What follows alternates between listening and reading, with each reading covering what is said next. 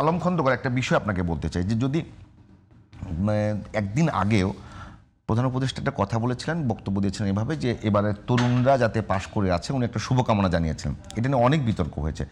আমার প্রশ্নটা হলো একটা জায়গায় যে বিএনপির তখনকার অ্যাক্টিং চেয়ারম্যান তার সঙ্গে গিয়ে প্রধান উপদেষ্টা লন্ডনে দেখা করে আসা, ওই অ্যাক্টিং চেয়ারম্যান যখন বাংলাদেশে আসলো, বাংলাদেশের প্রথম তাকে ধন্যবাদ দেয়া, এবং অ্যাক্টিং চেয়ারম্যানকে একেবারে মানে মানে ইতিহাসে এরকম কাউকে দেওয়া হয় নাই, তারেক রহমানকে যেরকম নিরাপত্তা দেওয়া হয়েছে, অনুরূপভাবে আজকে আবার তারেক রহমানের পুরো পরিবারকে, এখন বিএনপির চেয়ারম্যান উনি, তার পুরো পরিবারকে ডেকে প্রধান উপদেষ্টার কার্যালয়ে ডিনারের দাওয়াত দেওয়া হয়ে গেছে।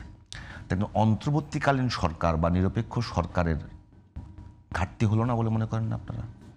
আসলে এখানে আমরা বাইরে যা দেখি, রাজনীতির প্রেক্ষাপটে যা দেখা হয়, পিছনের প্রেক্ষাপটটা হয়তো অনেকে অন্য কিছু আর কি, যেটা হয়তো যেহেতু আমি বিশ্ববিদ্যালয় পর্যায়ে পলিটিক্স করছি, আমি ডাকসুর মেম্বার ছিলাম 1990-তে, শহীদুল্লাহ ছাত্রদল ছিলাম। সো আমি যে কথাটা বলতে চাচ্ছি যে হ্যাঁ, আপনি ফার্স্ট অফ উপদেষ্টা, যে প্রধান উপদেষ্টা যে কথা বলছে, অবভিয়াসলি সে রং কথা বলছে।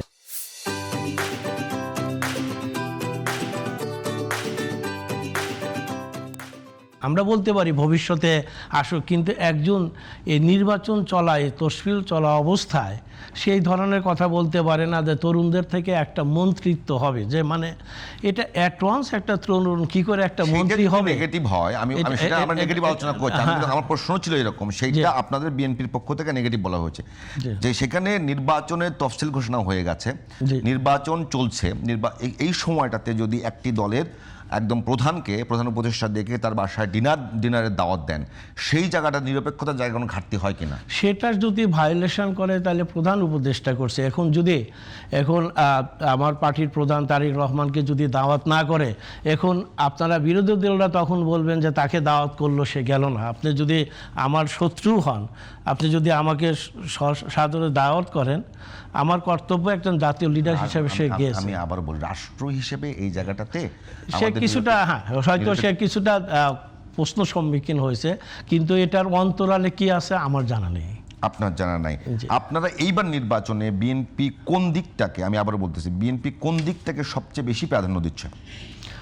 আমরা বিএনপি আসলে কি বাংলাদেশ জাতীয়তাবাদে, আপনার যদি দেখেন আমাদের যে 31 দফার কর্মসূচি আছে, সেখানে কিন্তু আমরা ধর্ম যার আর পার্টি সবার না, এই ধর্মভিত্তিক রাজনীতি করে যে দলগুলা মানুষের কথায় এক কথা বলে কিন্তু কাজে তারা মিল থাকে না, suppose Jamaat Islam, I just talk directly with them, তারা কিন্তু এই আদর্শ কবে থেকে শুরু হলো আপনাদের? না কবে, বর্তমান রাজনীতি প্রেক্ষাপট আমার আদর্শ না, জামাত ইসলাম বিএনপির যে ধর্ম যার মানে পার্টি সবার, এইটা হলো আমাদের 31 দফার কর্মসূচিতে আছে। আপনি দেখেন, আপনারা আদর্শিকভাবে বিএনপি চেঞ্জ আনছেন। হ্যাঁ, আপনি যদি দেখেন আমাদের 31 দফার কর্মসূচিতে সম্ভবত 15 বা 12 নম্বর আইটেমে দেখেন, আপনারা এটা নিয়ে আসছেন। ওকে, আচ্ছা। তো এইখানে যে আমরা যেটা মনে করি বর্তমানে, যে এই যে প্রতিটা দেশের যে এই ধর্মকে বেস করে যে পলিটিক্স, সেটা কিন্তু জাতির কখনো মঙ্গল কামনা করে না। কথা বুঝছেন? আজকে দেখেন জামাতে ইসলাম নারী সমাজকে বলতেছে তারা নারীর প্রাধান্য দিবে, তাদেরকে 5 ঘন্টা কাজ করতে হবে 8 ঘন্টায়। আজকে দেখেন পেপারে তারা কিন্তু একজন নারী আসন পর্যন্ত দেননি। তাহলে তাদের কথা এবং কাজের মধ্যে কি মিল আছে? আপনি দেখেন। এবং সেকেন্ড হলো, আপনি দেখেন যে প্রতিটা ব্যাপারেই তারা মানে যা বলে সেটা কিন্তু অ্যাকচুয়ালি তাদের ভূমিকাটাই স্বাধীনের পর থেকে এ পর্যন্ত তারা দেশের ভালোর জন্য কি কোনো পদক্ষেপ নিয়েছে, কোনো কাজ করছে? আজ পর্যন্ত কি তারা জাতীয়ভাবে স্বীকার করছে যে আমরা স্বাধীনতায় 71-এ আমরা রং করছি, আমরা স্বাধীনতার বিরোধী করছি? তাদের ভবিষ্যৎ পরিকল্পনা কি? আমি একটু করছি, আমি আপনার বলি যে যেই দলটা স্বাধীনতার সময় এত বড় অন্যায় করলো, তাদের সঙ্গে আপনারা এতদিন একসঙ্গে আন্দোলন করলেন, তখন আপনার নৈতিকতা কোথায় ছিল? এটা আমরা ভুল করছি, উই ডিড বিরাট মিস্টেক। আচ্ছা হ্যাঁ, আমরা আসলে জিয়াউর রহমান বড় মন নেয়া জামাতকে পুনর্জন্মন করছে বলতে গেলে, এবং খালেদা জিয়া পুনর্বাসন করছে, এবং শেখ হাসিনা এটাকে আবার 2বার বলতে গেলে ইউজ করছে। That's we did mistakes, we have to learn from the past. That is we did mistakes. A nation cannot be based on the politicals, based on the religious sentiment. একটা রিলিজিয়াস ধর্মকে এই যে দেখেন এখন তারা হাদিস দিতেছে যে আপনি জামাতকে ভোট না দিলে ভেস্তে যেতে পারবেন, এটা শরিক না, এটা শরীয়কে গুনাহ না।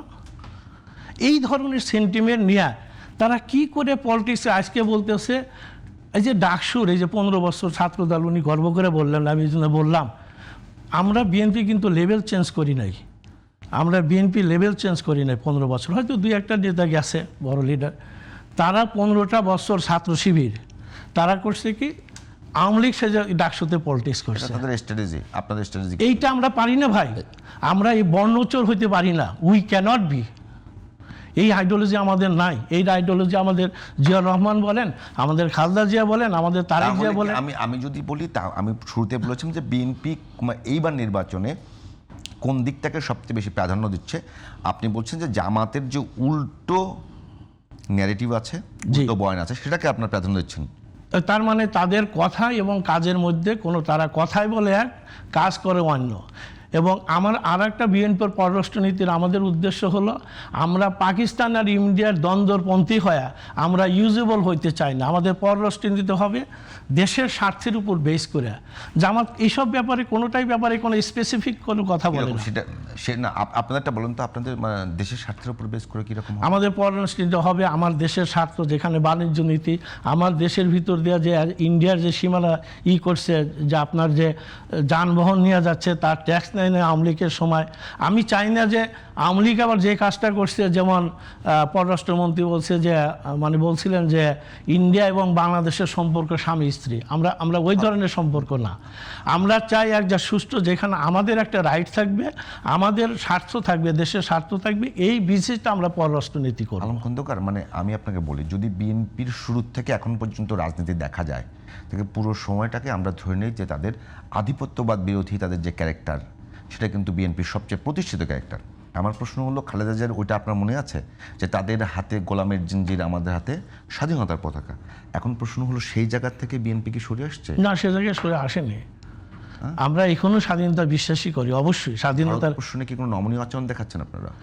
ভারত প্রশ্নে নমনীয় আচরণ না, কিন্তু কোনো এইটাই আবার জামাত ইসলামের একটা প্রচারণা, নেভার, উই নেভার সাপোর্ট। কিন্তু আমরা কথা হলো আমরা এই দোষ জামাত ইসলামের আছে, আনুকূল্য জামাত ইসলামও চায়, কারণ জামাত ইসলামের আমিরের সঙ্গে বৈঠক হলো যখন বিএনপির সঙ্গে বেশি ঝুঁকে গেছে ভারত, তখন জামাত ইসলামের আমি ওটা প্রকাশ করছি, এর আগে প্রকাশ করেনি। কিন্তু প্রকাশ আমি বলতেছি বিএনপি কে প্রশ্ন, বিএনপি কি তাদের যে আদর্শিক জায়গা সেখানে কোনো চেঞ্জ আনছে কিনা? আমাদের চেঞ্জ কিছুটা হবে, যেখানে এইটাই হবে যে আমরা ইন্ডিয়া এবং পাকিস্তানের দ্বন্দ্বের মধ্যে আমরা বাংলাদেশিরা জড়িত হব না। এখানে দেখেন জামাত তার চিন্তা করে যে পাকিস্তান বেস পলিটিক্স করে ইন্ডিয়ার সাথে শত্রু, সেটা আমরা করব না কখনো। আবার ইন্ডিয়ার সাথে আমাদের আওয়ামী লীগের মতো ওইরকম সম্পর্ক আমরা করব না। আমরা সম্পর্কগুলো একটা সহযোগিত সম্পর্ক, যেখানে আমাদের রাষ্ট্রীয় স্বার্থ, আমাদের বাণিজ্যিক স্বার্থ, আমাদের সার্বভৌমত্ব স্বার্থ থাকবে।